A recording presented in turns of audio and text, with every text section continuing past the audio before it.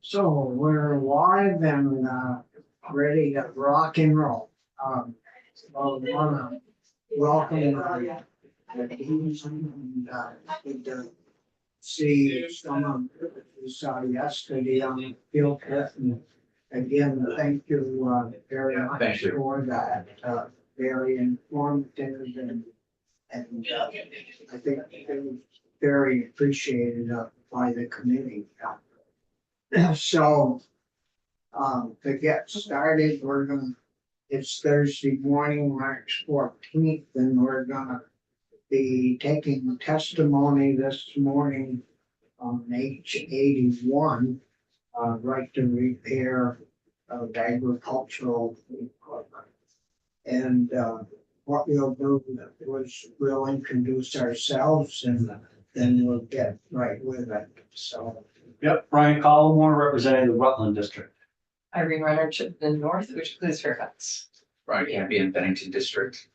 And Rich Westman from Memorial County should be along sometime. And I'm Bobby Starr from Orleans County. So with that, we'll get started and I think we'll maybe start with Eric. Sure.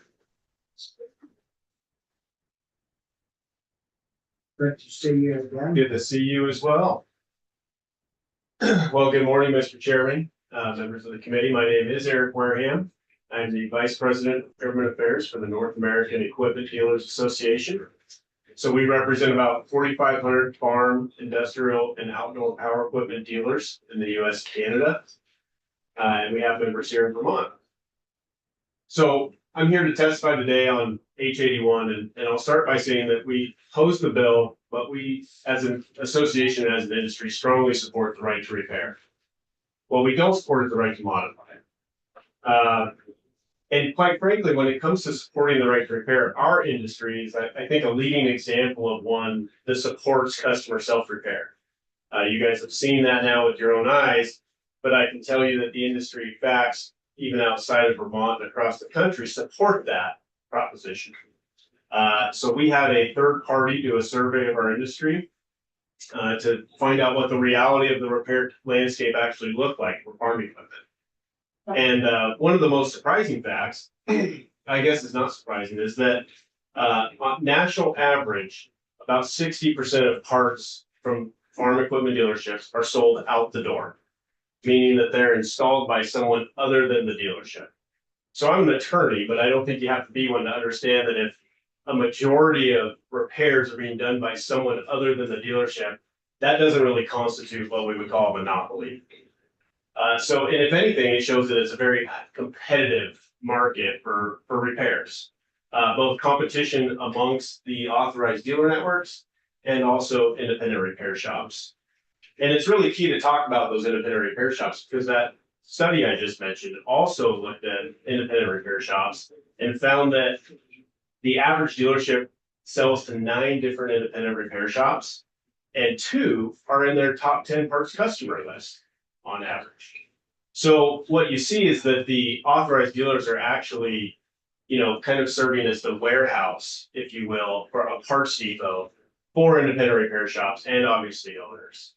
So that's kind of the model that we see. And so we have concerns with this language and how it impacts the parts and the inventory that's all on hand to support Vermont farmers and ranchers. So in this race to the top that I talked about, that commitment that we have was really formalized this last year in what we call memorandums of understanding, or MOUs. And in those MOUs, there's a couple points to make about those. One is that they're a living document. And we talked about this, that there is an assessment mechanism built in that the manufacturers and the American Farm Bureau Federation, and also just a quick point too, that it's not just the American Farm Bureau Federation and manufacturers OEMs. Each state ratified those MOUs. So Vermont Farm Bureau has ratified those, all 50 states ratified that. So it's not a top-down, type of agreement. And so within those MOUs, there's an ability to assess the language, what's made available to keep up with model and technology changes. And there's also a portal, and I mentioned that to you guys, but I wanted to say it for the record, that there's a portal and that you can go to whether you're a member of Farm Bureau or not, and you can file a grievance if an OEM hasn't lived up to the MOUs, or if there's an issue that needs to be addressed. Thus far, I think we don't have any grievances to date in the year that those MOUs have been working. So, no, No grievances at all. no. So, for us, I think that signals, what is the issue and why are we looking at legislation? And we've really tried hard, I think, like I said, as a leading example of an industry that's supporting customer repair, making parts, tools, documentation, diagnostics, all available for all repairs. But that's not to say that there's not an issue with downtime. And our dealers here certainly will tell you more about how what they do to increase their customers' uptime, because they have every incentive to keep them running. But the reality is that there are challenges in our industry that are creating downtime for customers. Primarily workforce development being the number one. So a shortage of technicians, and everybody has a labor issue now, so you understand that. But there is a serious workforce development challenge for our industry. And we do a lot as an association and as dealers. It's very different than other industries. You met a gentleman yesterday that the dealer has paid for his education and training. That's typical in our industry. It's typical for dealers to actually usually send students and pay for 2 years of tuition at a bow tech school to get a diesel mechanic in exchange for a couple of years of work for a high wage. So that is still a challenge despite everything we do to try to recruit technicians. The second is rural broadband. I told you I come from Montana. I think I drove around a little bit. My wife sent me on some errands to get some Vermont, things, bring back home. So I'm from Montana, but I think the only other state with worse broadband and cell reception might be Vermont. And that's no secret to you guys, I'm sure. But it's no secret to the dealers either, who rely on that digital infrastructure to support their operations and also speed up and increase uptime. And so they can talk a little bit more about that. So what I want to say in closing is that there certainly is an issue with downtime for farmers and ranchers. What I'm telling you is that it's not attributable to access and availability of parts, tools, documentation, and diagnostics. Labor's the big issue. Labor is the big issue for us. It isn't every business, really. Yeah. So with that, I want to, give the majority of time to the dealers that are here because it's their business and they're the subject matter experts and they can answer your questions, but I'm happy to be here and stick around if you have any questions for me. Yeah, are there any, Brian? Thank you, Mr. Chair. I'll probably ask other folks the same question. I'm very impressed with the MOU that's in place. I think it's working fine. I'm not convinced that we need to do anything else. But I'm wondering if you could just talk a little bit about the difference between the over-the-counter sales before the MOUs went into effect and after. And I realize it's probably different state to state. I don't even know when the one in Vermont was first put into play. But it would seem to me, if it is working the way I think it is, the sales over the counter went up after that. And I don't know if you have any stats or any sort of general impressions about that. Well, so, what's interesting about the MOU is that I think the MOU formalized the commitment that dealers already had. Okay. So, for instance, the customer service advisor, the John Deere tool, you guys were demonstrating yesterday. That's actually been available since 2014. A very long time, yeah. Okay. So, and there's been a lot of state agencies, for instance, that were customers and had that, and probably you could go back and I bet there's some either state government or municipal governments that have a customer service advisor. So that's been around for a while.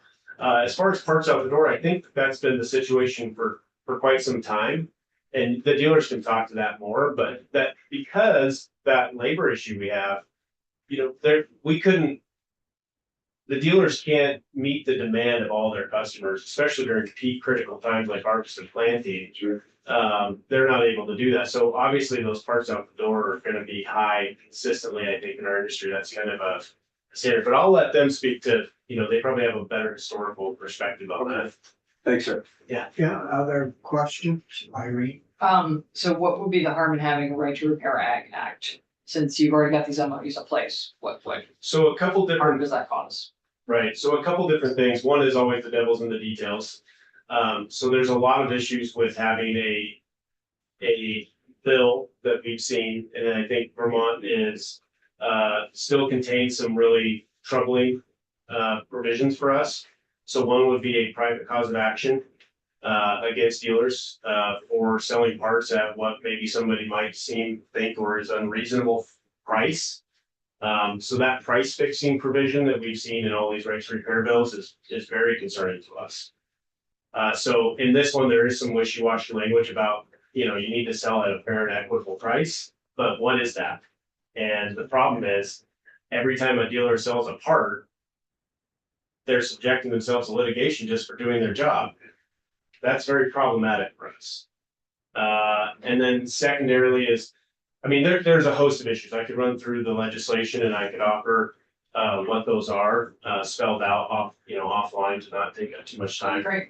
But I think generally, Senator, is if there's a private sector solution in place, there's all kinds of unintended consequences. We talked about them yesterday as far as parts, for instance. If you were to do anything to disincentivize dealer stocking parts, paradoxically, all you're going to hurt are the farmers.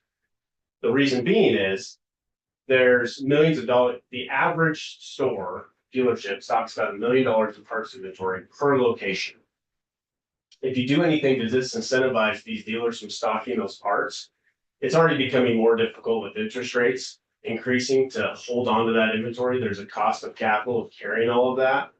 If you do anything additional right now to jeopardize that or make it more expensive to carry that inventory, they're not going to do it. They're not going to carry all of that cost to support their customers. And so if they don't do that, then their inventory goes down, and all that does is reduce the amount of parts on hand for when a farmer needs it. Sure, they may be able to order it directly from someone else if this bill passed. But in reality, what we talk about with downtime is it needs to be now. They need to get up and running immediately, not 3 days. So that's why Amazon, isn't a good solution for this. You need to have that fill rate at the dealership. So I don't know how this bill would disincentivize someone having $1 million in inventory. So in a couple different ways. One is if you inject the risk of being sued every time you sell a part at a cost that is not fair and reasonable, that becomes very problematic. Who determines what is? I'm looking for things other than price fixing. What other parts of the bill are problematic and would cause a dealer not to keep that $1 million of inventory? Because it's about the relationship we've heard. If you want to keep your farmers happy, you're going to keep your inventory up because they're going to come to you during hay season or off season or whenever they do their maintenance. Right. So I guess I don't know how to describe that. We may have a philosophical difference that we won't No, let's say that we've taken out the take out the price fair and fixing. reasonable price. I would call it price fixing because that's not the language the bill uses. The bill says fair and reasonable, does it not? That's still price fixing, right? Okay, well, that's not what the bill says. So I'm gonna use the language of the bill so that we're not adding Okay. shade to that language, okay? What else would cause a dealership not to keep 1,000 parts if it's truly about the relationship? So there's more wrinkles than just that. It's more than just. I'm just curious what those wrinkles are because I want to have that not just in an email between you and me that I might forward to somebody who might read it. I'd like to have that on the record so that anybody watching can hear us. So you'd like me to go through the bill line by line to tell you all the problems we have? I'd love to hear that. I Okay. think we have some time today. Well, I'd really like to leave time for our dealers. And respectfully, I would say that we could do that offline. But I can walk through certainly and answer any questions you have in depth. But I think walking through line by line the bill right now might not be. Not a big Yeah, deal. and we can also get that from Michael or whoever drafted the bill. But Michael's a neutral party, ostensibly. Pardon? Michael's a neutral party. I want to hear from the opposition why they oppose it, even though they're excited about keeping a relationship going. Well, and maybe, we can set up some time after. But great, thank you. Other questions? No, well, thank you, Eric. Yeah, thank you, Mr. Chairman. We'll, And we do want to make sure that your wife gets everything she wants from this state. Spend, spend, spend. That's Oh, thank you. so next we'll go to Mike. Morning. Morning. Nice to see you all again. Thank you. Good to see you. My name is Michael McKenna. I'm the Vice President of Parks for United Ag and Turf in New England. We have 57 locations, 52 physical locations. We've merged some of our construction and ag dealerships together into one big mega store, which has been great for our customers to have multiple lines of equipment. We have 1,000 employees in multiple locations, and then in your districts, downtown Rutland, in Vermont. So we're very happy about that. I am not prepared to go line by line through the bill. I apologize. No, that's I what, was not that's what we prepared for that planned at to all. do, right? But really, I'll reiterate a few things that Eric said. Absolutely, we've always supported the right to repair, and quite frankly, our business model is literally built off that. And it always has been. I don't know the exact percentages 25 years ago, but the majority of our parts, currently at 65+%, has always gone over the counter to customers, which means people are repairing their own equipment. The tools, the parts, diagrams, the technical manuals, that stuff's been available for as long as I can remember. Some of the newer diagnostic tools, those have been available for a long time, but certainly there's been a change in the industry from a technology perspective. More recently, because of the emissions regulations, the federally mandated safety emissions regulations, because of the changes that manufacturers have made to meet those demands of the tractor, the technology that's gone into that has changed at an incredibly rapid pace. So showing up to work on a tractor with a toolbox with, some screwdrivers and a few wrenches doesn't do it anymore. You need different tools, special diagnostic tools, and significant knowledge to repair equipment. And while that is all available, and I'll be the first to admit that we're not necessarily great at telling people that. We don't, our own employees don't know. So if your average farmer a couple of years ago walked up to a dealership and said, "Can I buy diagnostic software?" they probably would have got the answer no. And which was a completely unintended consequence. The answer wasn't no, it was just a lack of education.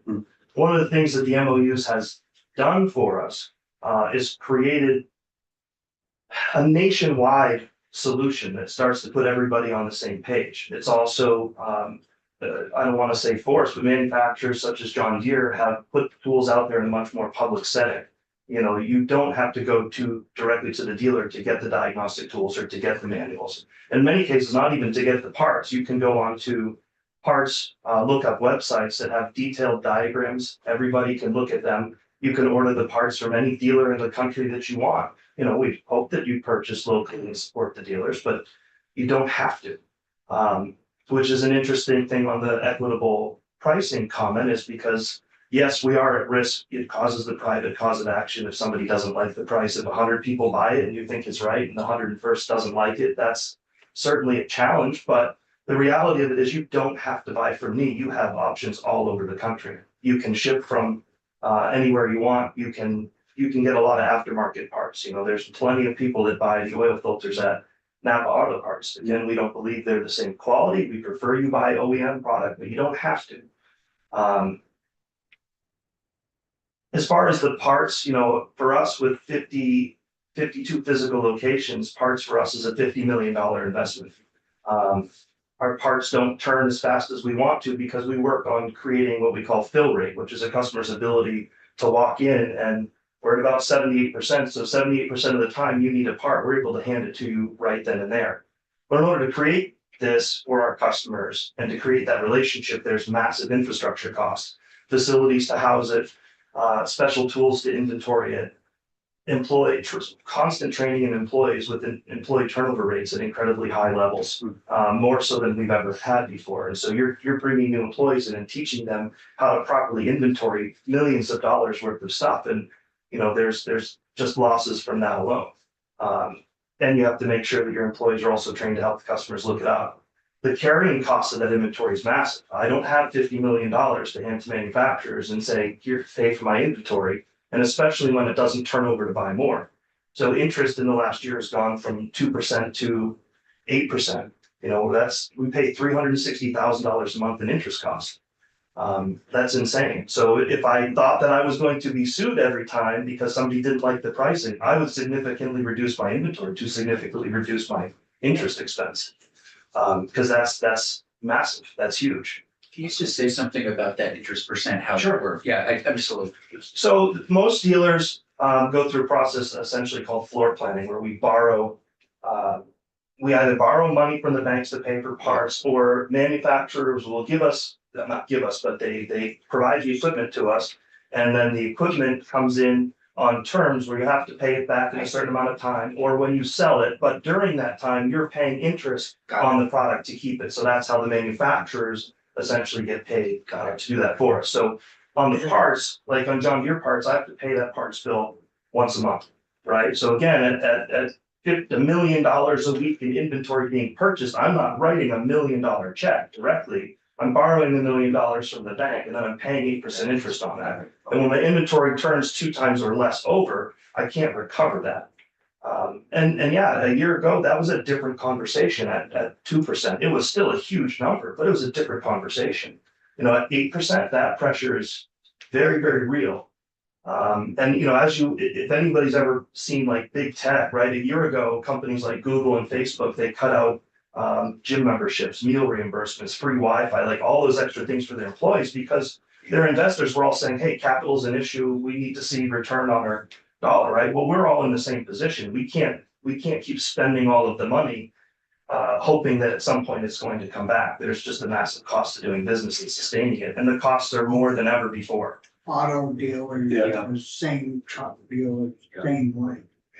Interesting, thanks for that. Yeah, absolutely. Yeah. So, I think the education aspect of it is incredibly huge, and we need to educate our own employees and customers much better as to what's available.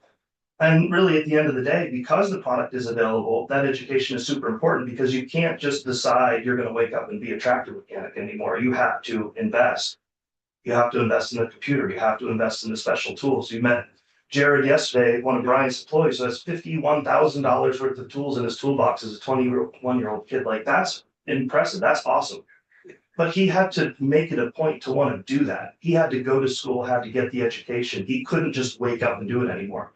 We have a tremendous amount of technicians that have taken the schooling from us and have gone off on their own. One in northern Vermont, I don't recall his name off the top of my head. We've got quite a few in Maine. They buy the tools, they leave with the tools. The one thing that does hurt them long term is the education, because that technology is evolving so quickly. We're putting them through school constantly to learn the latest and greatest, to make sure that they can take care of our customers as best as possible. When they go out on their own, the educational options are not as clear, and it's not free, right? So they can quickly get behind in that technology as it evolves. And that's definitely a challenge, because where we literally cannot work on every single tractor in the field at any one given time, and we rely on self-repair, and we rely on independent repair shops as an assistance to that. When those independent repair shops don't have the tools and the education and the diagnostics and the software built because they've chosen not to invest, that just furthers the issue, and it takes that repair process and lengthens it out. So, certainly a challenge. And really, the last thing I have to say is we've always really and truly supported the customer's right to repair as a literal part of the business model, but not the right to modify. So that federally mandated safety and emissions, that's where we would draw the line. And the diagnostic software that we use and that we offer does have some limitations that I'm sure you'll hear about in regards to those key points. That's out of our control, because we are required to keep that secure for those government reasons, and I don't know all the rules behind those bills, but Brian might know a little better. Natalie wasn't able to be here, but she certainly knows, but yeah, that does pose a challenge, but John Deere is working on a solution. Those solutions require infrastructure, especially cellular, or as we're evolving into satellite infrastructure. But again, that all of that costs money, and certainly you do not want cell towers on top of all the beautiful hills and mountains, and certainly you have a lot of remote farms that aren't near locations. We all have shipping available, and there are solutions. People can choose to invest in their own parts and warehouse their own parts, but parts for some of that big equipment are expensive. And we take the risk of putting $10,000 to $40,000 parts for combines and choppers, self-propelled forest harvesters on our shelves. So the customers don't have to, but they can have immediate access to them if they go down. Same with the self-repair shop. Eric mentioned, we're warehouses, and we're a warehouse for those customers. And it's a huge risk that we put, because just so you know, John Deere recently changed some of their return provisions for us. So like at harvest time, we'll spend a ridiculous amount of money to buy parts in that we believe people would need to sustain during harvest. But it's a risk for us because we don't know that a $40,000 part's going to go down. We make a guess that maybe it will and hope that it won't. But when I no longer need that part and I need to send it back, I lose 25%. Right? So that's huge. And I pay to ship it back. So there's massive expense to the risk that we take, which is again why even with the language fair and equitable, we have concern, because if I'm going to risk being sued if one person doesn't like it, it's a de-incentivization for me because of the extra costs. And now, if a person buys all the equipment to deal with this on their own, and they want to buy parts, is the part in Montpelier, is it the same price as one in Bangor, Maine? Within our network, absolutely. I can't speak for comparing against other dealers, but all our pricing is exactly the same within our network. So, and I don't know how they could whine about unfair pricing unless there was, or maybe they can go online and buy it from an off-brand, but replacement off-brand. You could go with off-brand. There are more third-party manufacturers making components for sure. There are dealers. This is an interesting thing. I'm going to take it out of the tractor world. I experienced this with a vehicle I had a few years back where I had an issue with a headlight. I brought it into the dealer and it was under warranty. And they said, no, it's not under warranty. It's a crack. I thought it was a scratch. I said, no, it's a crack. So it's $5,000 to fix it. I said, okay, I'm not prepared to do that. So I went to a second dealer and they said, well, same thing. We can't do it under warranty. We can fix it, but we only have to replace one. The original dealer had said two. So well, it'll be $2,500.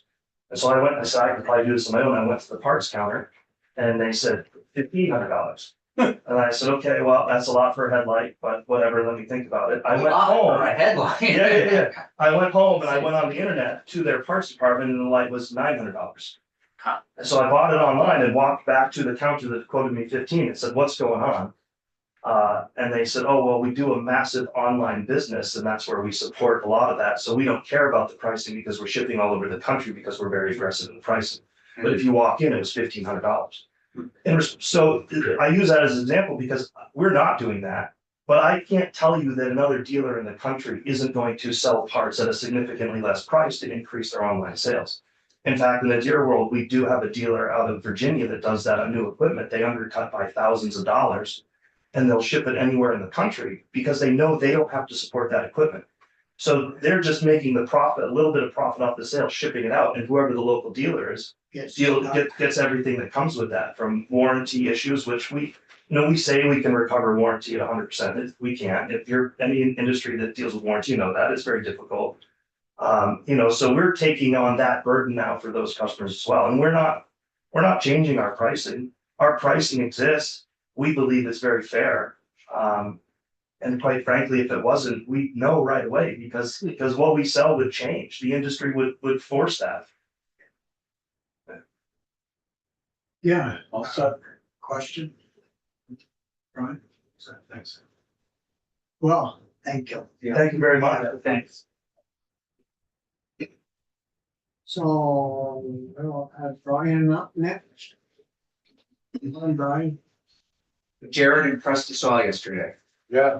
Nice young man. Yes, smart, smart. Yeah, we're very fortunate to be able to attract, young men like him into the industry. It was one where we actually went out and found him and dragged him in. Oh, you did, yeah. Yes, I know his father. Oh, you did. So, That helps. Right. his father used to work for my brother. He's a technician himself, and it's one of the biggest challenges of our industry. Frankly, is trying to find people to enter our industry. Yeah, yeah. Now, are any of our high schools, around Vermont in the career centers, or any of those people working to help bring the young, men and women on board, for you folks? They are, Senator, they have been, right along. It's one of the challenges, there's different, like, Addison County, as the Career Center in Middlebury. The other high schools feed into that Career Center. For many years, I was on the advisory board. I have some of my staff that does that now. Because they're more closely linked, as our business has grown, I don't spend as much time, down working with technicians. So when these young, people, male, female in the class, we actually had some young women that, have been interested. When they want to talk to somebody who knows what's going on, it's better for them to talk to our service manager. So our service manager is a prime advisor, works with them. We get out and talk to all of the career centers as well as VTC, for instance. We work at VTC some over the years. It doesn't.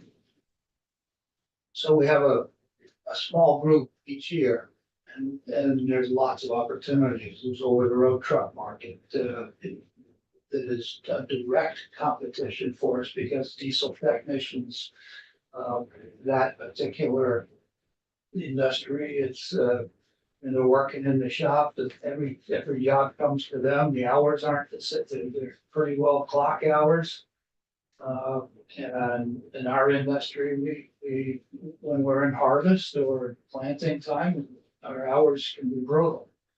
So we have to work on it all the time. Yeah, Senator Campion's chair of the ed committee, so, you set up, a lot of the programs in the career centers and,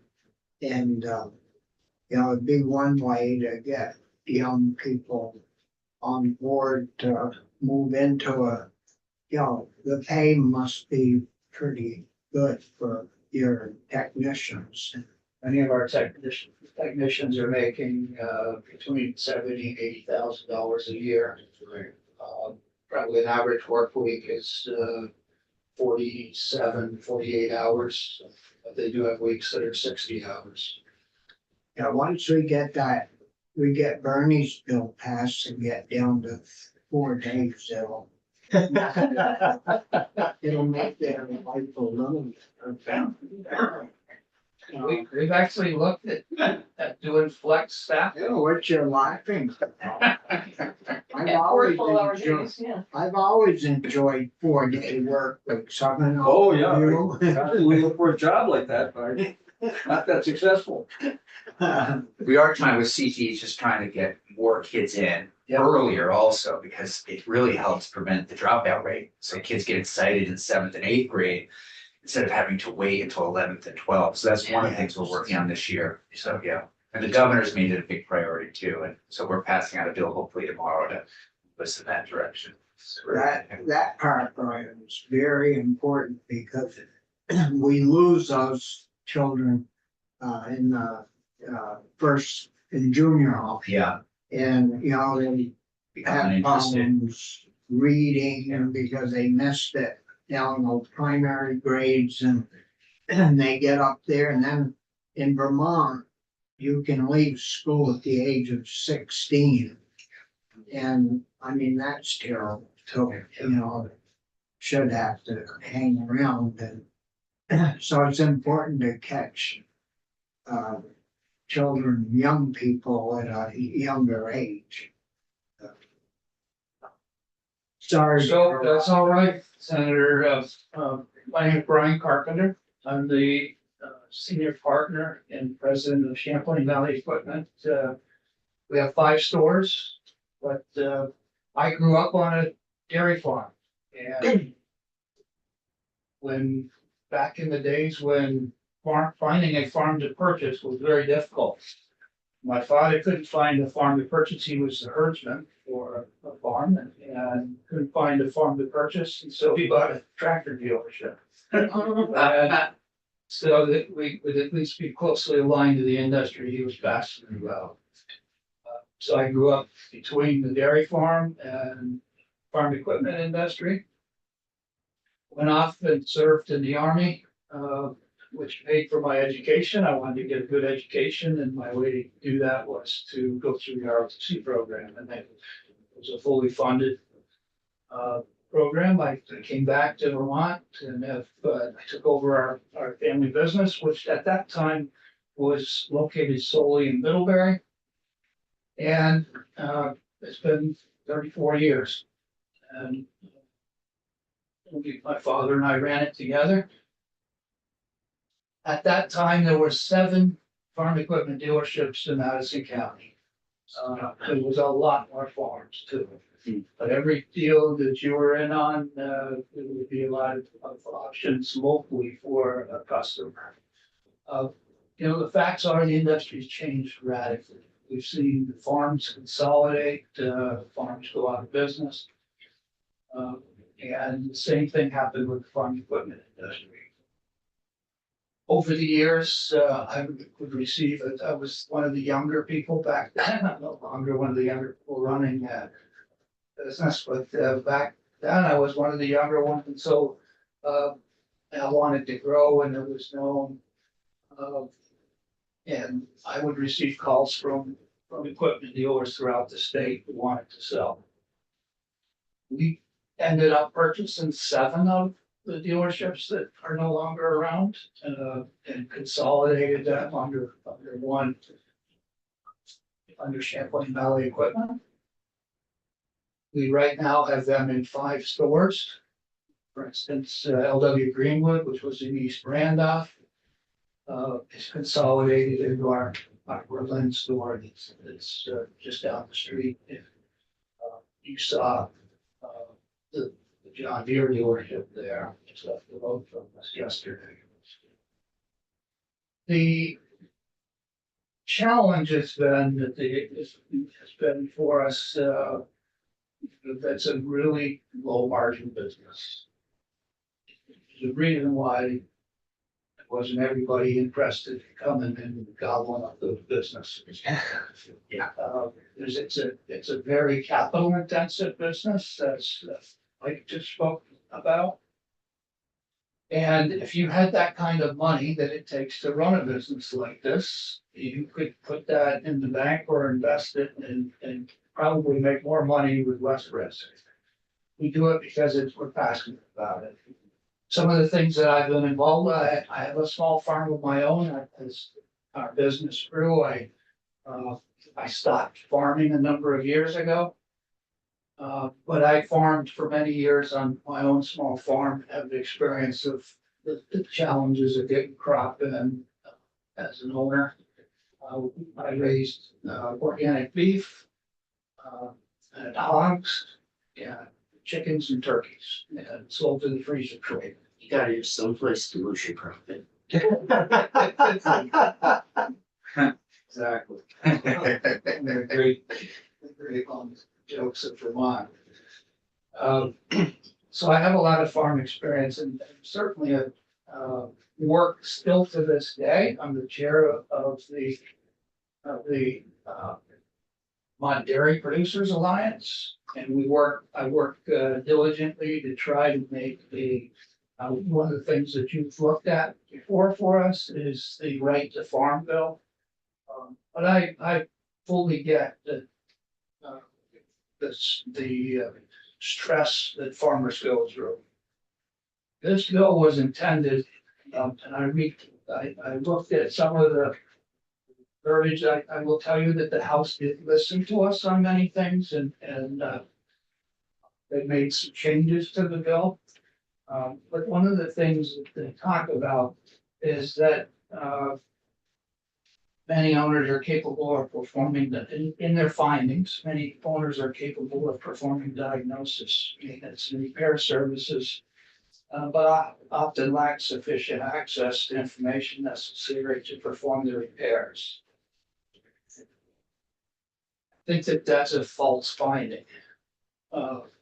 If they lack anything, they probably lack the training and the knowledge. If we put Jared out on his own, perfectly capable of doing all the repairs right now. We have a small, relatively small farming sector within Vermont. And it's very diverse. We have an incredibly diverse agricultural, we don't have a tremendous amount of vineyards. We don't have a tremendous amount of corn or beans. There may be a farmer who does a lot of corn, but ours is incredibly diverse. What does that mean? We have a diverse amount of equipment. And to be proficient on repairing any of that equipment is a tremendous challenge. I know I listened to a logger testify in the House last year when we were testifying, and they testified about the challenge. They had some equipment that was produced outside the country, and they wanted access to the diagnostics and parts, and that particular manufacturer held it very closely. Well, there's not a dealer, so this statute doesn't even take care of fixing that for them, because we have so many people who purchase very specific use equipment. And there's not a dealer base that is handling that within Vermont. This particular statute would not have any, we have no heat to go after those manufacturers. And I'll give you an example. We deal with some Canadian manufacturers up across the border in Quebec for liquid manure handling equipment. It's the best liquid manure handling equipment that is available on the market. And the two premium for that are both in Quebec. Well, I came to you years ago and we have a dealer protection law that must bear reimbursement for repairs done under warranty to the dealers. Well, those manufacturers in Quebec basically tell us you take it or leave it, what we're offering you. And you'll notice that the dealers haven't come to you or come to the courts to enforce that, because our market is so small, they would rather just exit on than to change their processes. And what they reimburse us for is the cost of the parts and no labor. And that's just facts of doing business with that. So when we have some of this specialty equipment, it doesn't necessarily constitute what the landscape looks like in its entirety.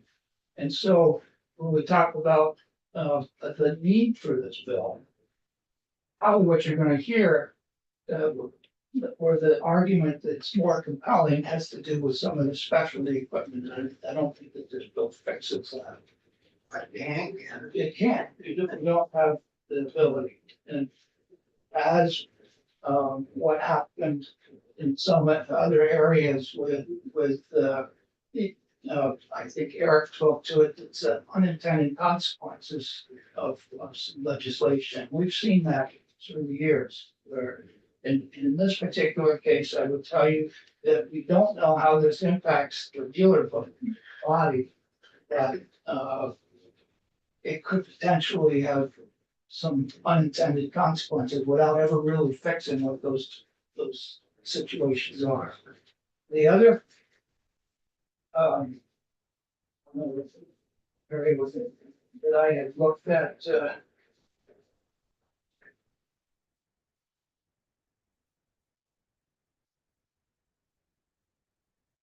is the full access to the information. So the MOUs provide everything that's necessary for operator level and even above operator level, knowledge and maintenance. So this was taken up years ago and decided at that time, the House Ag Committee had a different makeup, and they decided that it wasn't necessary. And one of the arguments at that time was the operator needs to at least be able to know if a fault code is a critical fault code, or if it can continue to work in the field. Everything that's necessary now to know what that fault code means is available to the end users. Through the Farm Bureau working diligently with the manufacturers. And I'll tell you, I was with Eric's currently working for the North American Equipment Dealers Association. At the time this started, I was the chair of the North American Equipment Dealers Association. And so I've been active, both working with manufacturers to ensure they're providing reasonable access to any end user who desires to seek out and get that access. In many cases, it can be accomplished just by purchasing the repair manual that has a list of codes and what they mean. But if they want to actually work on them, they would want to get the computer to plug in and do more diagnostics. But many of our guys just want to know, is that a critical fault or is this something that can wait until I'm done my work today? And then I can have the dealer come out before we start in the field tomorrow and do that. Some of the examples that were given, and it even speaks to the COVID situation. I find it hard to believe that we need to write a bill that deals with a particular point in time when that point in time has passed. There were tremendous restrictions and limitations on our ability as a dealer body to access parts, repair, replacement parts during that COVID environment. And you know, the average manufacturer has a 97 to 98% fill rate. What does that mean? You're going to have situations, no matter how good things are going, where there is a horror story of somebody having to wait for months for a replacement part because that part just wasn't available. Some planner, typically it's not because the manufacturer has ill intent, it's because maybe some planner, or sometimes it's a supplier that goes out of business. Planner does a poor job and doesn't put any on the shelf. It's a new product that is, they didn't expect that particular part to fail. Or this happens many times. You have one particular part that's critical to a piece of equipment, and the part was not produced within the specifications of the manufacturer, because there's a lot of third-party production of parts. And most of our manufacturers have been more assembly driven. They design and assemble, but they sub out a lot of their parts production. And so that part, if that part then is deemed that it didn't meet the critical specs, and it's a critical part for the function of that equipment's gonna go down. Well, any part that was on the shelf has got the same issues. So the manufacturer may wipe those parts and say, I need you to change, hit this spec. And so now we're all waiting. And sometimes we've seen it where we've sold equipment and we have to tell the customer that it's not safe to use your equipment. There's it's a particular part that impacts the safety. And we had that, I don't know how many years ago, but it was on a utility vehicle. We had to tell everybody, stop using your utility vehicle. Well, if in the farming aspect, that's critical because they're using it to carry the milk replacer out to feed calves, for instance. And so, there's just like, there's so many examples of things that go wrong. It has nothing to do, and this bill is not gonna solve it.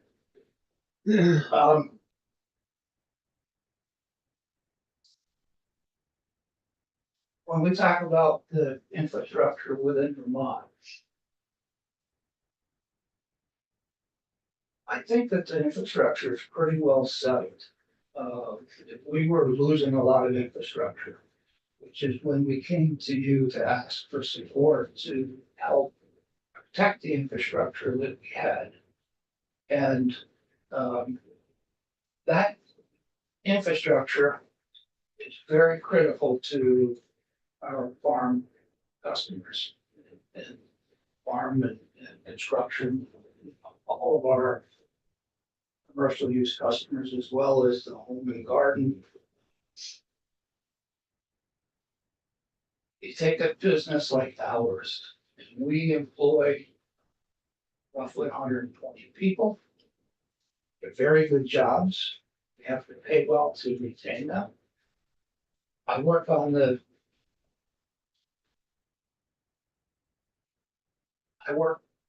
workforce development.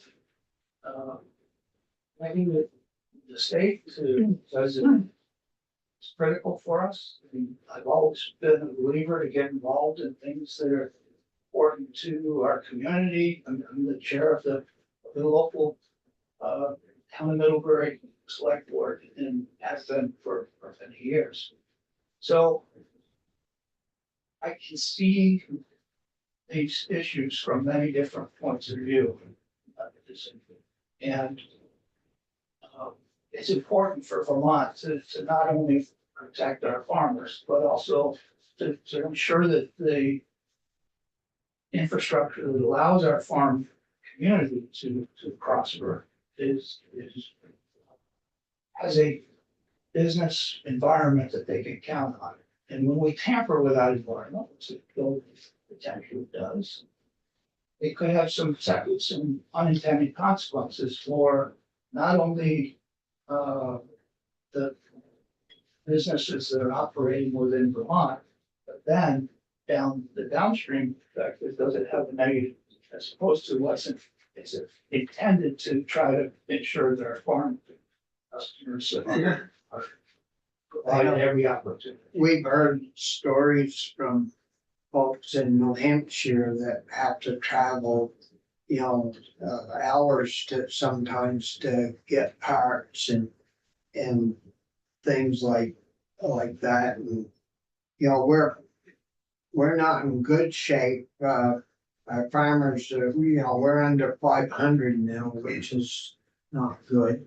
But we're very fortunate to have you folks and United pretty much strategically located, like in Orleans County, Addison County, and scattered around where our guys, usually in a half hour, you can be at a dealership, and that's pretty darn good for a small state to have that type of service available. Out with Montana is where you're from. It's I a bet further some of those guys travel a bit of time. 60, 120 miles. Yeah, and so, you don't cut off your nose, I guess, but your face. We're fortunate that we have guys like you, Brian, and United here and located the way you are located. And really, it has to do with critical mass. And what you heard from maybe someone in New Hampshire is New Hampshire doesn't have critical mass in agriculture. We sell a lot into New Hampshire now, and it's not. Some of that was impacted by just the growth out of the Boston community and other communities up That's right. into gobbling up farmland, but and so the CE market is stronger in in New Hampshire, but the ag market, you know, United and Champlain Valley Equipment cover a lot of that for New Hampshire because it's not enough critical mass for a dealer to thrive and we afford this, the cost that we're talking about to run a dealership, Would you say the CE market, is that what? construction Okay, equipment. thank you. Thank you. Yes. Another thought that I would share, is, and Mike talked about it, when you look at parts access, there are dealers that have very robust online parts systems. One in Pennsylvania, Messick Farm Equipment, has many manufacturers. In fact, they have got all the same manufacturers that we have. And they have parts access, online lookup and parts sales. As well as many of our manufacturers have it also, and they will all ship direct to our customers. So let's say a customer wanted to price check a part to see if we were treating them fairly.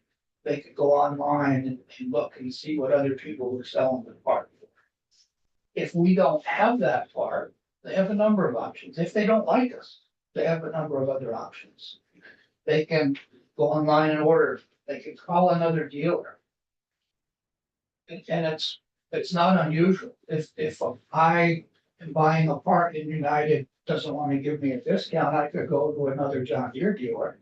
Because we're gonna do the repair, say, on the piece of equipment we took in trade. And there's a major part that needs to be replaced, and so I hadn't counted on it. It was just to give you, you know, a story of exactly what happens time and time again. All of a sudden, we find that, well, maybe the customer wasn't 100% with us, or our salesman missed it. And we have a failure on a part before we can sell the piece of equipment, and we need to fix it. So now we would do the same thing to the customer, because it's John Deere, it's not our brand. And we might call United and say, we need an engine for this tractor. What can we purchase that for? And they give us a price. And then we might call Casanova Equipment and say, what would you sell? Well, they'll give us a 10% discount. And that access is available to anybody. And it happens. We sell, But do those online dealers cut the price, I mean, well, they typically are in the same ballpark as us because we're selling at MSRP. And there is a suggested retail price. So, but there are some dealers that will put it on at, say, 10% off MSRP. It's the same as when you go on to Amazon to purchase. We were out in California.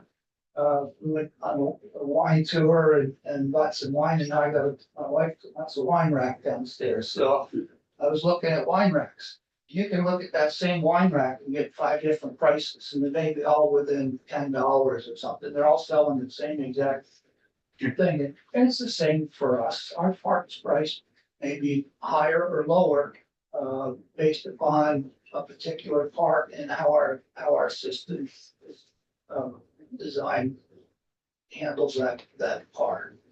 Most of them are within pennies because there's an MSRP that uploads periodically. But if we missed an upload, we might be cheaper until the next time we do I another. was wondering about that the fair pricing part that's in the bill, must Yeah. sell at a fair and reasonable price, and maybe that should say in the manufactured suggested retail price, that.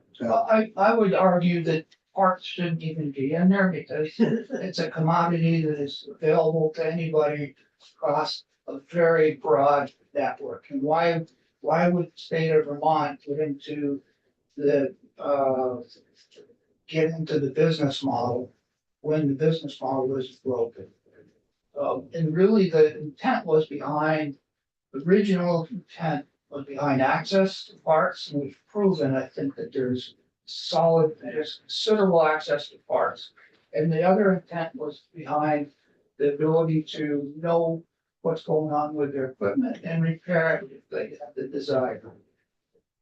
And that has been accomplished through manufacturers working over the last 10 years to come up with a tool that's more uniform, so you don't have to buy a tool for every piece of equipment, you might just have to purchase different cables. And so we have a uniform tool now, and it's accessible to customers. That's for the majority of the powered equipment that we sell. They all have now signed memorandums of understanding with the Farm Bureau. The other thing that we talked about was the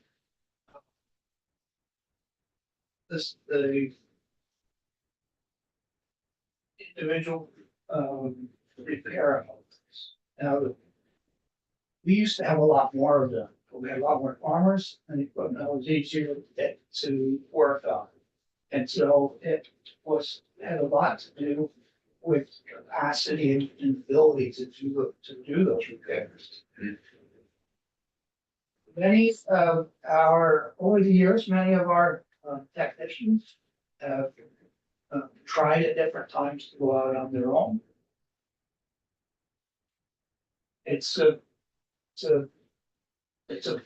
dream of many people to, pretty much control their own schedule, but it's tough. And one of the things in our industry, it's a little different than the auto industry. Everybody brings their car to do where you work on it, right? And so when you're done the repair, the car's if I'm working on cars, when I'm done the repair, the car is right there, and I have the keys. And so I'm gonna collect payment before you take your car. Now, we do a tremendous amount of our repairs out in the field. Yeah, that's what they were saying yesterday. And when we are done that, then everything has to come back to the office and they work up the bill. And then we will send them a bill, and we have to wait for the check to come, and we work with our customers. Some of our repairs can be very expensive.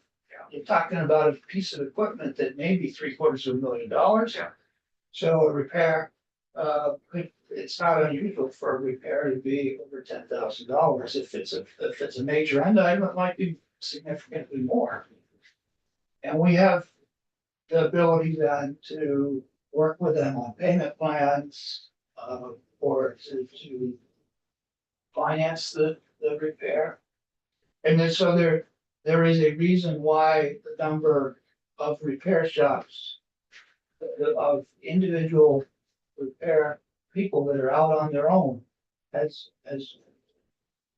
really fallen off over the years. It's not a question of access.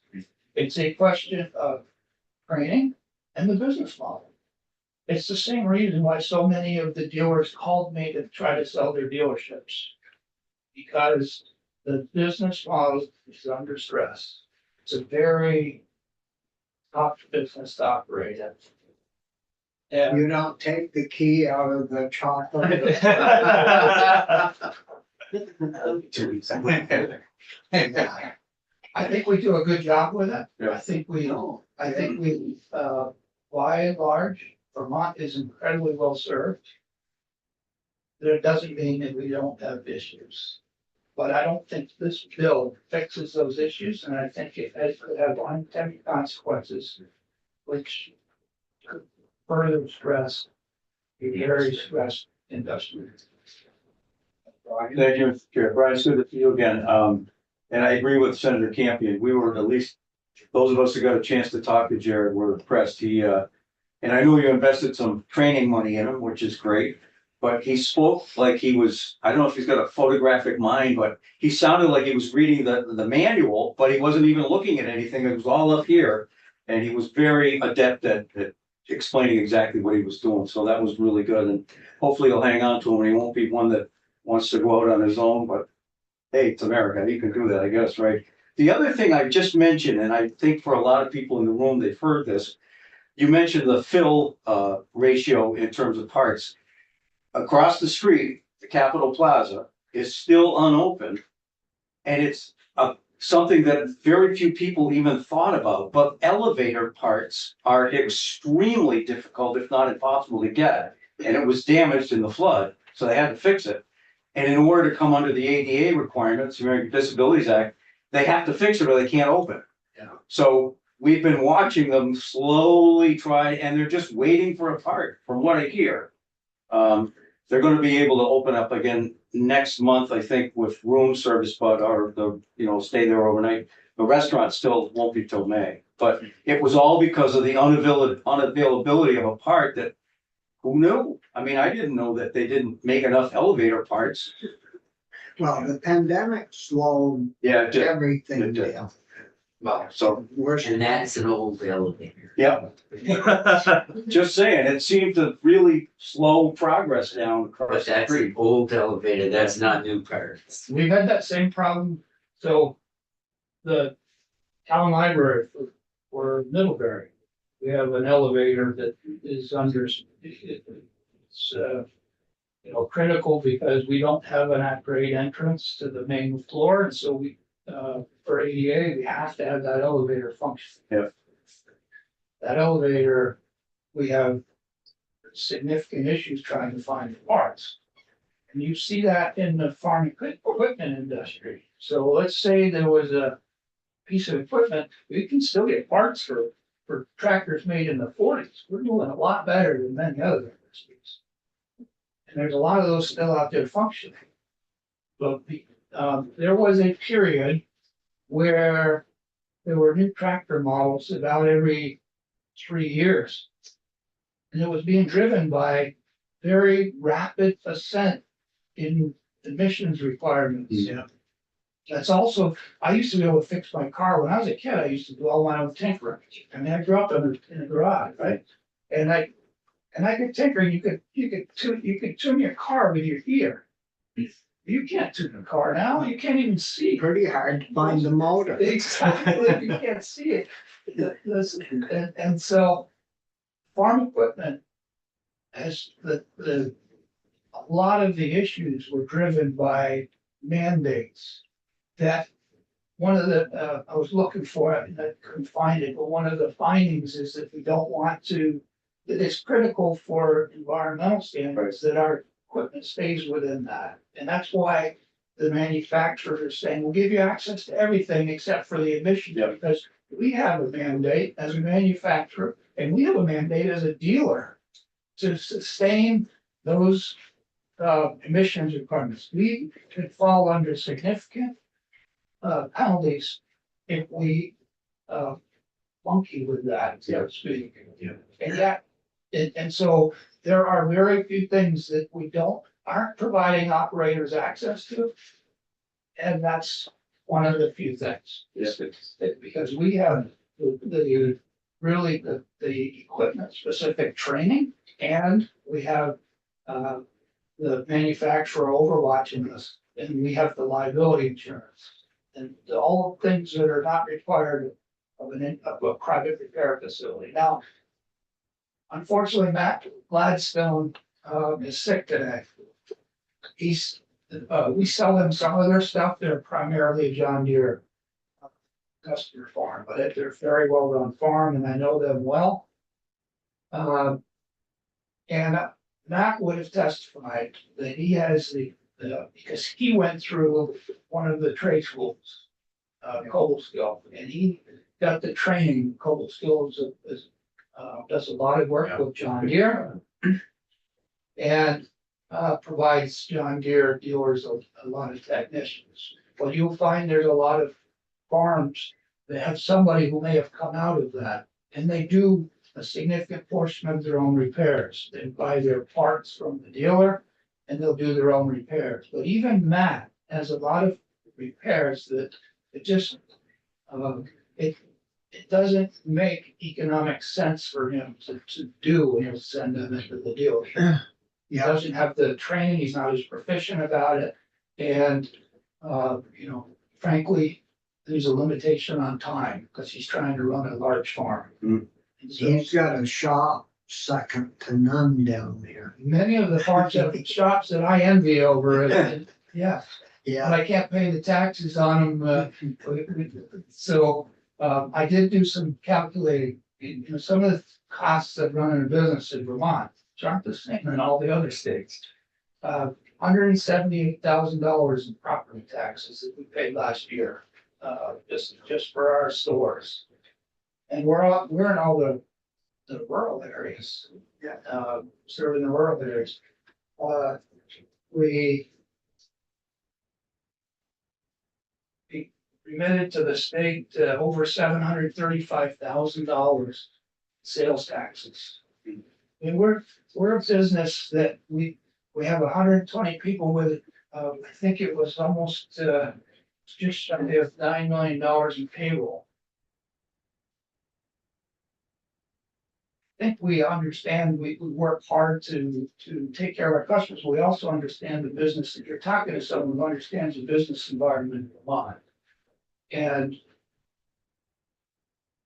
this is not something that this business environment really needs at this time.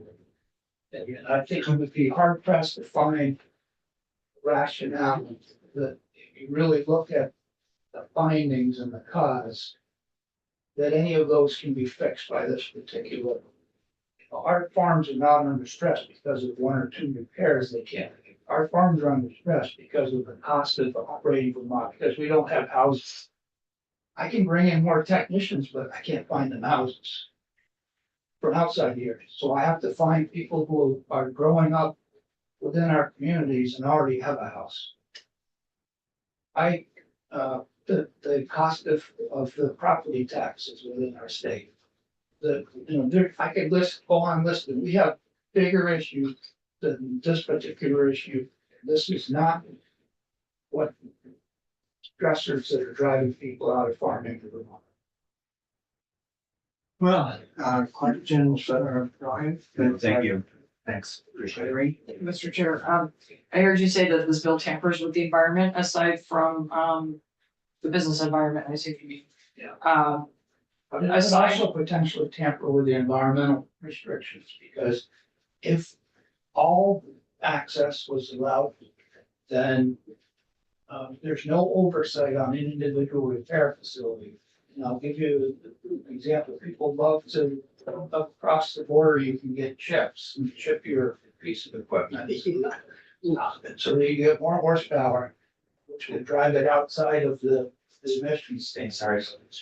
You won't find a dealer in Vermont doing that because there's tremendous liability if they're caught doing that.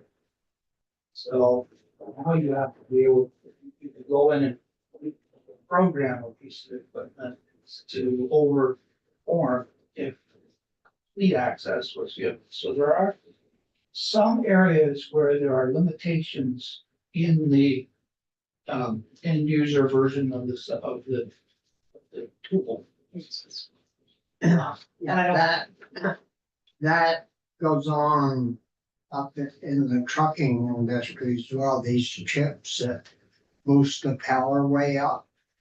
And what I've seen in our industry is the trucking end of it, people blowing their motors up and then getting the chip out and going back to the dealership and saying, I don't know what happened, my motor blew up. Well, they take it apart and it shows right there. And they'll go to Canada, living near the border, and have all that smog and exhaust stuff removed from the vehicle. And then they the Canadians put their stuff in to make it run. They get down here, then the truck gets 5, 6, 7 years old.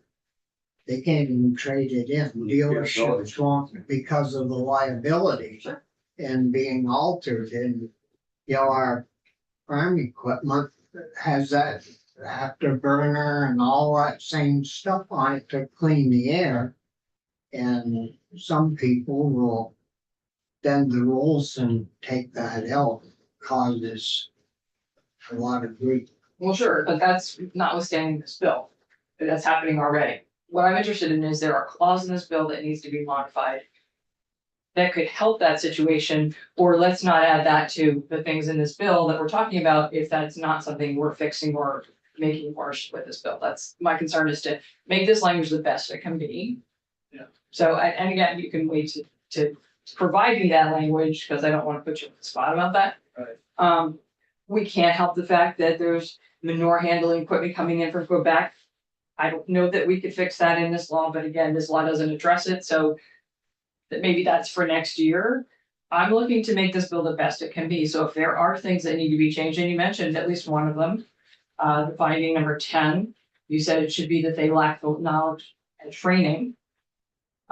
So if those are words we could, maybe with your help, insert or modify the existing language to include them. What I'm looking from all of you is to let's make this a better bill than we got from the House. Because I do think it's important to have language like this,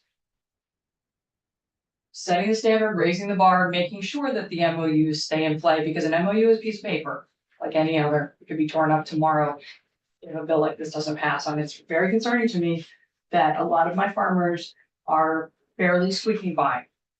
They can't get loans, they are working off food stamps to feed their family, and they're the farmers in this state. So it's concerning to me to think that they could be so vulnerable, not having a law like this to back up the MOUs that are in play today, but may not be in play tomorrow if this bill does not get passed by the Senate. So, inside of the cover. So let's make this a better bill. That's what I'm asking personally from all of you. Let's make this language better if you don't like it, but let's have a bill that backs up the MOUs that weren't in play, as far as I'm concerned, 2, 3, 4, or 5 years ago. No matter what your relationship is with your customers, I think it's important to have this language. So I would ask you, why is Vermont at the leading edge of that? And do you think that this is really what is stressing the farmers that can't get a loan? And this is generated originally out of frustration in the electronics industry, but because we have Vermont that's very compassionate and really understands Vermonters, and the Vermont farmers, and we have legislators like yourself who are passionate about trying to ensure that they're preserved. Is this, I would ask the rhetorical question, is this being used as an inroad within Vermont to establish a right to repair bill that then could be used to go after the others? And why would you do it in an industry that does not have issues in it? The industries that had the issues was really in the it was like the handheld phones. You couldn't buy a battery, couldn't replace your own battery, a lot of those types of things. So the origin of this bothers me in some respects. And I don't think that passing this bill will do anything for our farmers, because it's all there already. Well, thank you, Brian. We should move on, I think, yeah.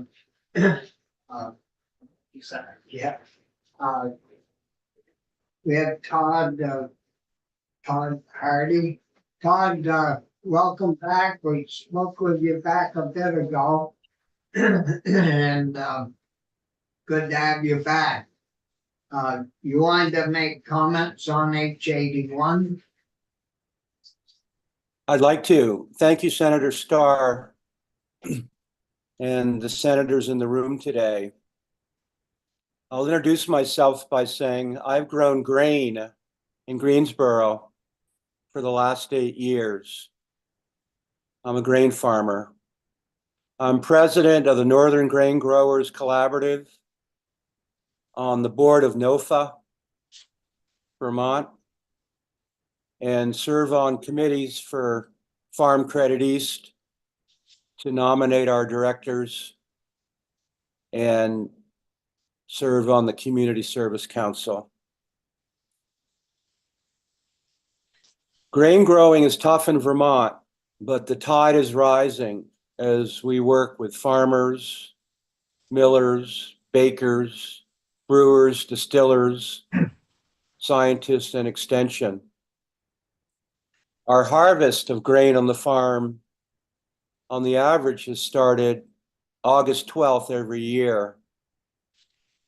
And with a week of harvest, it's a very tight time frame before we have to plant grain again for winter grain crops that are planted in the fall and over winter through the Vermont winter, like our winter rye. It's a race to harvest, bale the straw, prepare the ground, and to plant the grain again by September 10th. We have seen over the years the challenges of when we have a breakdown and sometimes cannot get a tractor, a combine, a planter fixed for a week or so. All of our equipment is John Deere. We work out of John Deere Derby. I'm a capitalist. I'm a member of the Farm Bureau, and I support the right to repair. We can buy equipment to repair our implements, but we need the right to have anyone fix that equipment. We're mechanics, but we can't always do it ourselves. So we need the right to repair and have others repair our equipment, especially if our dealership locally cannot repair it for 3 weeks. I support the right for farmers to repair and appreciate you considering legislation of that direction. Yeah, thank you, Todd. Thank you. Are there questions from the community or Todd? No. I guess there are no questions at this time, Todd. I want to thank you very much for the time you've been with us. I know you have to leave shortly to attend to something else. So thank you again for being with us. It's always an honor and a pleasure. Thank you for what you do for Vermont agriculture. So we'll go to Caroline.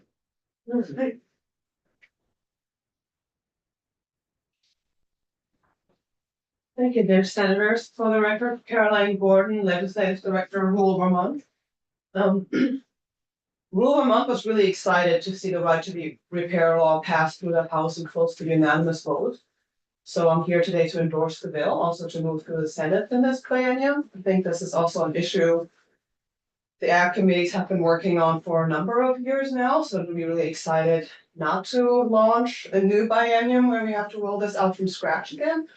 But make some progress here. So really appreciate Senator Renner's questions earlier on how to make this language work. And as a beginning farmer myself, I can just anecdotally say, I've been getting into farming for over 10 years now, and I really haven't met a farmer in my generation or my scale that has bought a new tractor.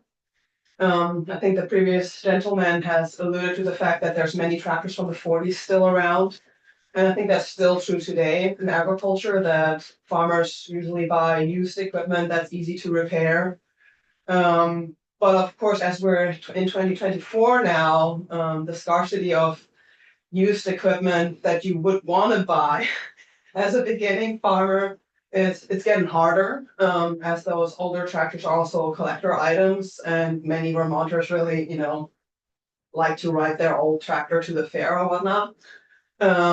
So the question is really, what's the incentive to buy a new tractor when the new tractor might break down within 3 years, and then, if I buy my new tractor, I would probably not buy it from John Deere in South Royalton, but go to St. Johnsbury to get a Mahindra that might be easier to repair and last longer. But then if I have the issue, I don't know, I just think this bill giving, the right also to those independent mechanics to work on newer tractors, I think it could really accelerate the competition around buying new tractors, because all of a sudden you could buy a new tractor and could still maybe work with one of your local mechanics who's now working on the old tractors, because they might now have the incentive to invest and also being able to work more on newer equipment. And that would help then farmers make the decision maybe to go into a 0% financing of a newer piece of equipment, or also buy a used newer piece of equipment on the market, because they would have higher confidence that they could work locally on maintaining that for themselves. And so I have in my neighborhood a small mechanic who has been working on the farmers' tractors from the surrounding area all the time. And I can tell you the tractors he's working on, they're old. Most of them are, but this is also a mechanic. I take my truck there and we're sometimes talking about how he's able or not able to work on newer vehicles, and he's been proudly sharing with me some of the newer technology he has there to be able to also service newer cars. And so, and those local mechanics, I also must say, we have quite a few in our area, and they're all booked to the roof, because, everybody's driving cars, so these local mechanics are almost like our local doctors. Everybody needs them. And so there's high competition amongst them.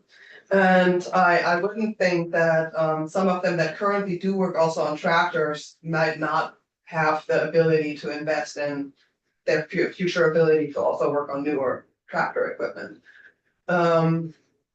So I think this bill could really spark competition in the market and incentivize smaller scale farmers also to make the investment in newer equipment, because they might need that availability of their local service, mechanical service providers, to be there with them in the field, and not think about, okay, if I buy this piece of equipment, how, if it breaks down, the scarcity of service for it and having to travel to St. Johnsbury in my case, things like that will be a turnoff to buying any newer piece of equipment. And if we keep that market like it is now, then it's just also going to be really hard for the new generation of farmers to get a good setup for how to manage what they need to do on their farm.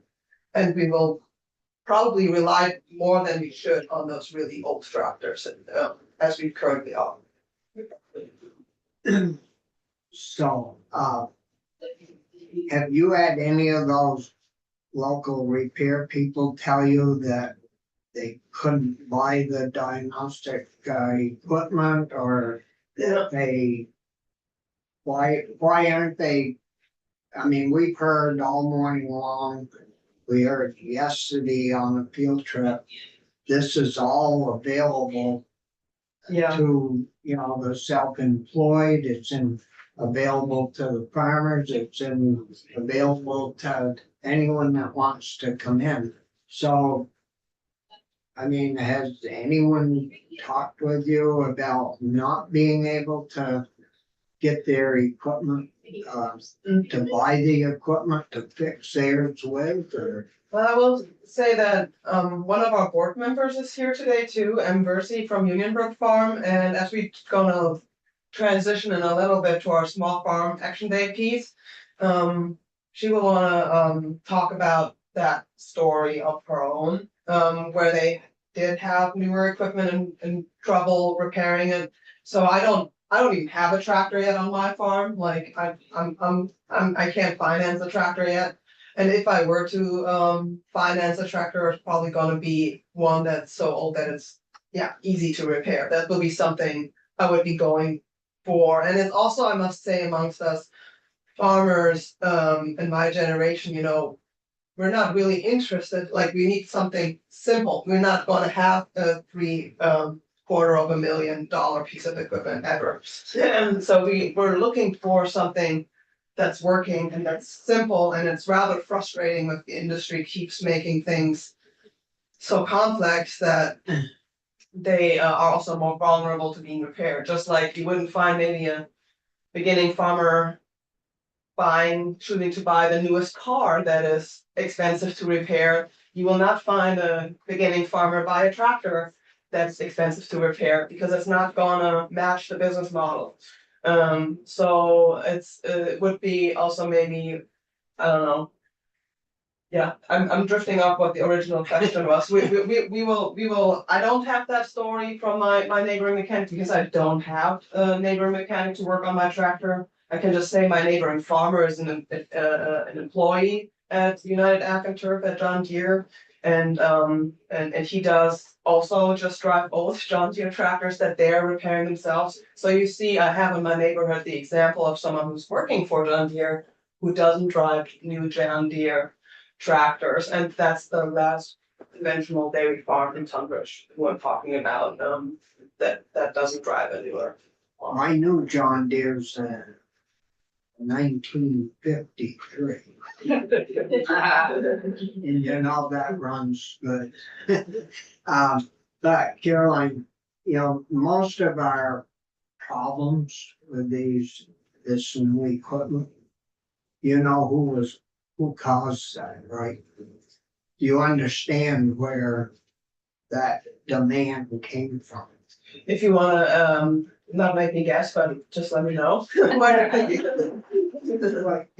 It came from our fuel emissions and all you've gotta, you know, burn cleaner and better. Yeah, right. And we haven't asked that question, but I bet it costs the average farm vehicle to be anywhere from 20,000 and up in extra cost and so that's where that came from. I mean, I used to get 6.5 miles to a gallon with my Kenworth trucks. I was happy, the drivers were happy, everybody was happy. Well, then that emissions stuff, I bought them for $70,000. Today, they're $150,000.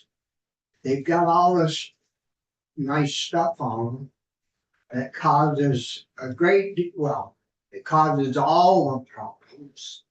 And, you know, the trucks, brand new, go into the garage probably every other month because of the afterburn. And get 5 miles to a gallon. So using more fuel that we're trying to reduce. And the pipes on those trucks, theirs cleans this tabletop, but they were as clean as this tabletop on the others. I mean, we took a few steps ahead, but we fell more steps backwards personally, I think. And it wasn't the farmers that demanded this, it wasn't the manufacturers.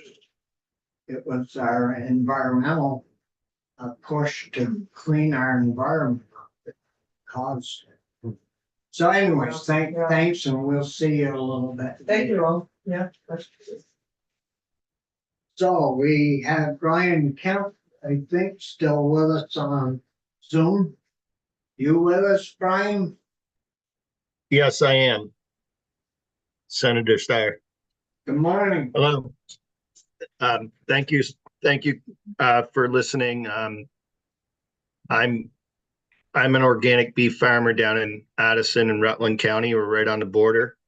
I'm also the president of the Champlain Valley Farmer Coalition, and I've been on numerous committees, working committees for the state, the Working Lands Enterprise Board, the PES program, and always have had a vested interest in what's impacting agriculture and farmers today.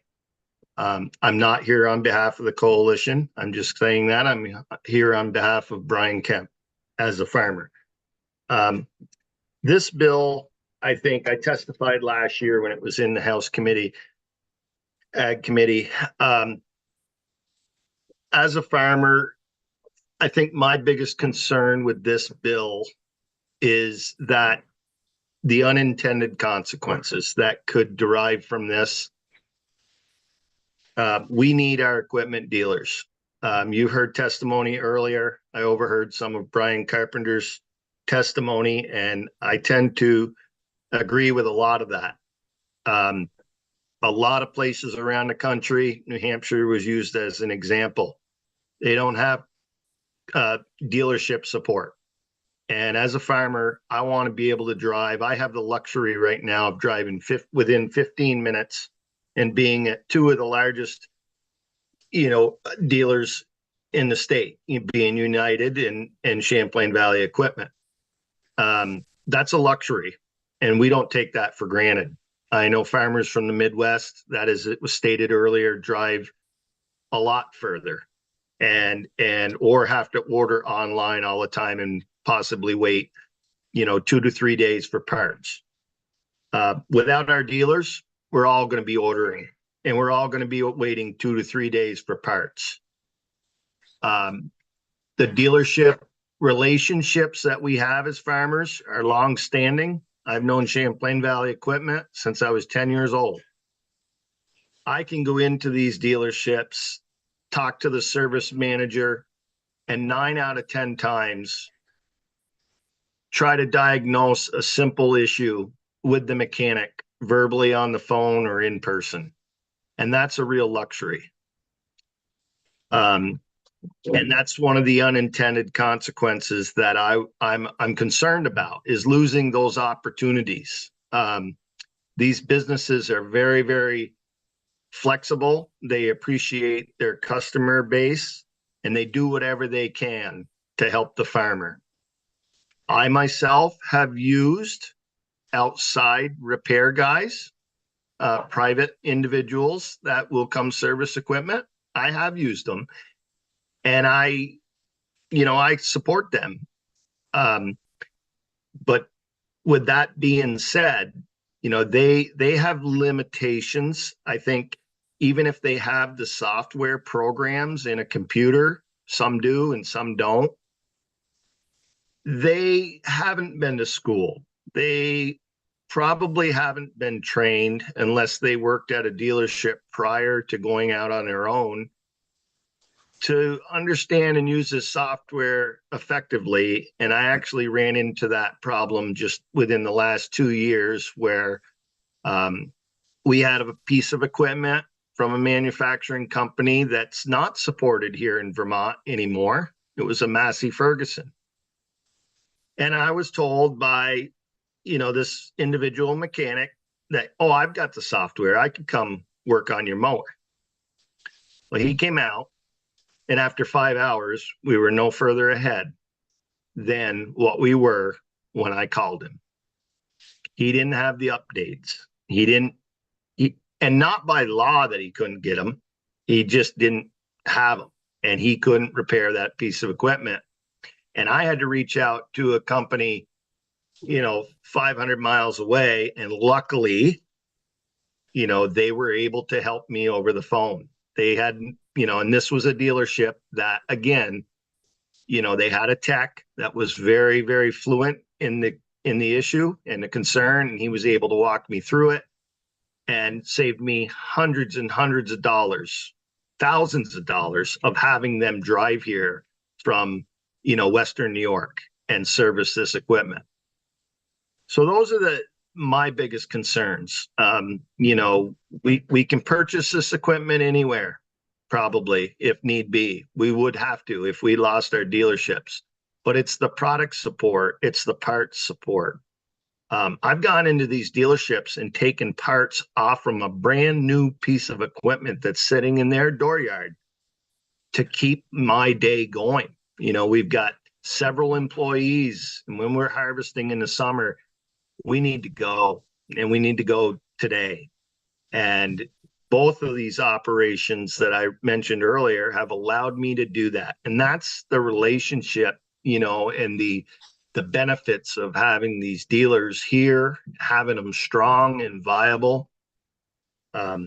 Brian mentioned, the economy, and I agree with it. These two businesses employ many people in their stores and support the local economy.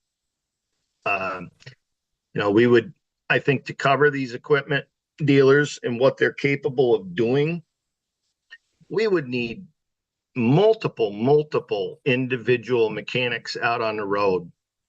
And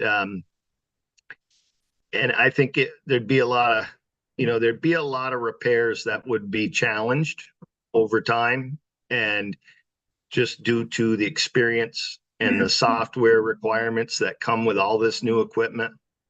And the dealerships spend a lot of money each year sending their technicians to these schools. I know that for a fact. I went in to talk to a mechanic last week on my Krone mower, and he was gone to a school. So, I don't want to see our dealers jeopardized. I don't want to see them being, lose the ability to be there for us because of the unintended consequences of having other mechanics out there that are taking business away from them. Because we all know, to support a large business, you need the work coming in the door. And I'm not against these individual mechanics at all and what they do, but I think they have limitations, and I think the ag community's service could be, in some cases, negatively impacted. So that's pretty much it in a nutshell. I really believe in the support from the dealerships, and they touched on the safety concerns also, and that's real. I don't want to buy a tractor. Sometimes we buy used equipment. We're a fairly large farm here at Mountain Meadows. We have close to 800 head of beef. We manage 3,000 acres of ground. We have all of our own equipment. And, we're not lucrative enough to go out and buy a brand new self-propelled harvester or a large mower. We typically buy good used equipment. And I have concerns on, what could have happened to some of that equipment down the road, whether it's been deleted, as you referred to with your trucks, Senator Starr, that guys are going to Canada and getting these emissions changed. There could be safety issues with these tractors. And as we put employees in them, we want to know. And I think this bill could jeopardize some of that assurance. As Brian Carpenter pointed out, there's not a dealership in this state, and probably that, in the local region, that's going to take that risk. They're not going to do that they're not going to delete emissions. They're not going to, bypass a safety code or something in that tractor. So I think there are some vulnerabilities here, and without policing, we all know, and even with policing, we know there's bad players, but I think this, could open the door for even more of that behavior, potentially. So I don't want to take up a lot of your time. I know you've got a lot. The comment was made, let's make this bill the best it can be. And I think, we need to keep in mind with this, thinking that on those terms, that we can't jeopardize one style of business to protect another. And I think we testified on that just a few weeks ago on the neonic bill. We can't jeopardize one style of farming to protect another one. So that's where I am. Well, thank you, Brian. Brian, have you had any self-repair people complain to you about not being able to buy the equipment to fix your tractor with, or parts to fix your tractor with, or any complaints, about being able to provide the service that supposedly they're trying to hire out to do. No, I haven't. And like I say, I've used some in the past. I had one I used last summer that used to work for a John Deere dealership. He had his software. He can read my codes. He has it. And, you know, he was able to perform the duties I needed. So there are places that it's very useful. Yes. But I just, I don't see, you know, where this bill needs to be as restrictive and, you know, demanding that, you know, these certain things. That MOU of understanding has been in effect now for a few years, correct? And I don't see a problem with that. I think it's working in other states larger than Vermont. It's working. And, you know, I just don't see where we need something written in statute or a bill that does this. That mechanic hasn't complained. The one that worked on my mower that I talked about earlier on, he didn't complain. It wasn't because he couldn't get it. He didn't get the updates. You know, he had an older program and he wasn't complaining about it. But you know, that was just the scenario there. And I think you're going to have that. It's probably fairly expensive. I get that. But I don't think a dealership should have to give it away, you know, or a manufacturer shouldn't have to give it away. I mean, the dealerships have to buy these programs from, you know, from the manufacturers and upload it all. So I think, you know, it's only fair that if a mobile mechanic wants to be in the field and be, you know, competitive, that's part of doing business, right? It's the cost of doing business. Questions from the committee? Irene? Thank you, Mr. Chair. Thank you, Brian, for being here. I heard you say that the dealers have to buy this software. What we heard a couple weeks ago from some folks in the forestry industry was that they were getting a better deal than the average individual who was signing up for the software. There was a real inequity there, and I would hope that everyone would be able to buy in at the same price. And that's a real concern. And once again, I think this law would address that, giving equal access to that information to people. And so I do think it's unreasonable. And maybe that's where the reasonable cost comes in. It's not that you're paying 10% less or 10% more for a part, because we've all done that for certain reasons to keep our local dealer in business. When I take my car in, there are certain things my mechanic, who I trust very much, says, look, I'd rather not do this. So I go to the dealer, the manufacturer's dealer. And yet when it came to buying a car, they want to charge me $3,000 over MSRP at one point, compared to another dealer for the same make and model within the state of Vermont. So that's capitalism to me. We make our choices as consumers. We have some opportunity sometimes to save money. Sometimes we choose to save money. Sometimes we choose not to. But I think a bill like this may help to level the playing field. And I think, again, for these farmers that are working so hard, some of whom are having trouble feeding their own families, I think it's only fair that they should be able to access the same information at the same prices as others. And I also am curious, did the man who spent 5 hours not being able to fix your equipment bill you for that? Yes, he did. And did you pay it? And what could I do? Yes, we paid it because we're honest people. I hired him. He, you know, I think he took a little bit off with the understanding, but he was there. He was trying, you know, and it's just the software didn't develop. I couldn't expect him to eat all of that. But yeah, we paid a bill and we were no further ahead. You know, and you live and learn, right? I probably won't call him again, you know, but now I'm at the dilemma of dealing, you know, if it happened in the future again, I could be at the dilemma of paying somebody to come in from hours away, you know, and so I get what you're saying about, you know, fairness and all, and I agree with that to some degree. I just, you know, I think the MOU pretty much covered it and it's been working, you know, there's 3 or 4 mobile mechanics in Addison County, and I think they do fairly well. And I have to, different people hear different things, right, in their communities. I think if somebody's really struggling farming, I don't think that this bill is going to change whether they can afford to get their tractor fixed or not, because these mobile mechanics, they know what the dealerships are charging, and they're in line with that. They're $100+ an hour. You're going to pay mileage for them to come to your farm, just like you are a dealership. You're going to pay them $100+ an hour, and typically, I don't know how a lot of farmers do it, but I like to get my own parts. I don't want to pay a markup on a part if I don't have to.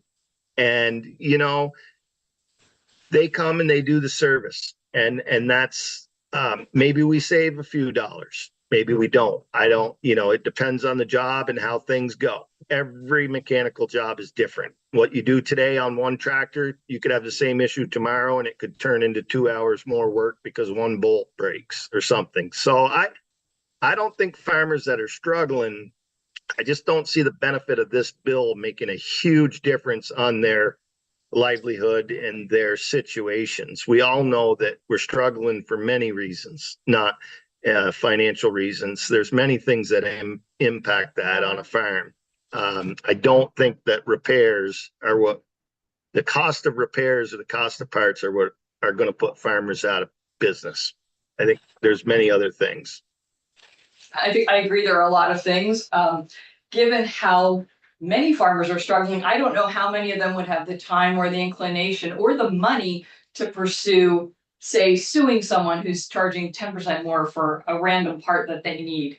Right. I understand the concerns about including the language of fair and reasonable, and I am willing to consider taking that out, but I also don't see farmers as particularly litigious folks. And in fact, I was willing to sue a dealer for trying to charge me $3,000 over MSRP. I just went elsewhere.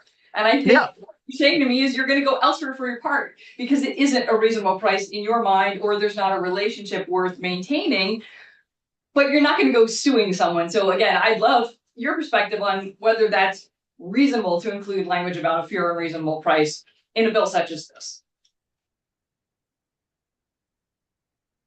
Thanks. So other questions for Brian? Thank you, Brian. Thank you for the opportunity as always. Thanks for hearing us. Your beef doing well? Yeah, they're growing good. Yeah. Yeah. Well, Yeah. good. We just Good. started calving for the year, so we're gonna get busy. Yeah. Yeah. Yeah. Well, thanks for being with us. Appreciate it. Thank you. Taking a break? I think that, I have one thing that I can say on the pricing, and I don't know the specific situation, but what is sold to the consumer directly from Deere, what is sold to us that we can sell to the consumer for that diagnostic software, there are some variances in prices, and we do mark it up when we sell it. We mark it up when we sell it because we have teams of specialists that support it. They help the customer install it. They train them on how to use it, and there's a cost to that, right? Because I have to train those people in order to do that. The other thing is at some point there is a scale that occurs, and you can go onto any website anywhere, right? If you buy software virus protection for your computer, it says if you buy one, it's this much. If you buy 2 to 3, it's this much. If you buy 4 to 5, it's this much. Well, as a dealership, I'm buying for 5 employees at a time for one location, or 300 technicians at a time for a scale of location. So there are some differences in what we would pay for it because of that. But I can't line that up exactly with who pays what, but because I don't see every single bill that comes in and go, oh yeah, look, I saved 10% because I bought 300. I'm going to guess that exists though. Makes sense. I just want to make a Caroline. very small addition to my testimony, because when I said I wouldn't want to buy a John Deere from the dealership in my town, I didn't explain why. And the reason why is because I might not have a tractor right now, but I have a lawnmower tractor, a John Deere one. And every year I try to get it switched from a snow blower to a mowing deck.